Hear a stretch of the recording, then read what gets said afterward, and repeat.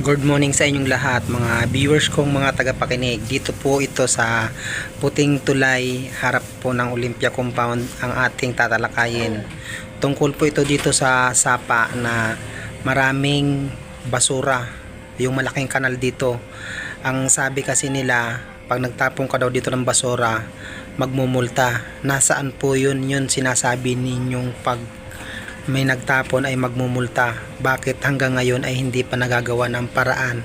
Kaya nga po tinanggalan dito ng mga puno sa mga tabi ng sapang ito para hindi na pagtapunan ng basura, pero pinagtatapunan pa rin ng basura kahit na tinanggal yung mga puno. At ito po ang video, panoorin po ninyo. Ginawa ko ang bidyong ito naman ay hindi para sa pansarili ko at wala akong interes na manira ng ibang tao dito sa buong Makabling. Ang concern ko lang, sana naman ay magtulungan tayo at magkaroon tayo ng kalinisan para maging malayo naman tayo sa sakit. Ang dami pong mga bote, dapat yan po ay hindi dyan tinatapon. At kung ako lang po ay walang trabaho, pupulutin ko ito at magiging pera pa ito, pwede pa itong ibenta. Kaya lang hindi na po na ipatupad yung kanilang batas na sabi nila magmumulta ng 500 o 1,000. Yun po yung naririnig ko na pag may nahuli nagtapon ng basura, pero marami pa rin nagtatapon ng basura, samantalang halos may nadaan naman dito lagi ng basura. Kaya lang hindi nga lang araw-araw, may araw po sila na dumadaan dito.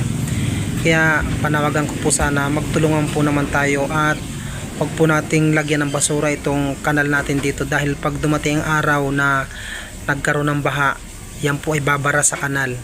Yan po ang nagiging dahilan kung bakit po tayo ay nilulubog lagi sa baha. Concern ko lang po yan, hindi po yan para sa pansarili ko, at wala po akong interest na masama kung bakit ito binidyohan ko. Totoong tao lang po ako.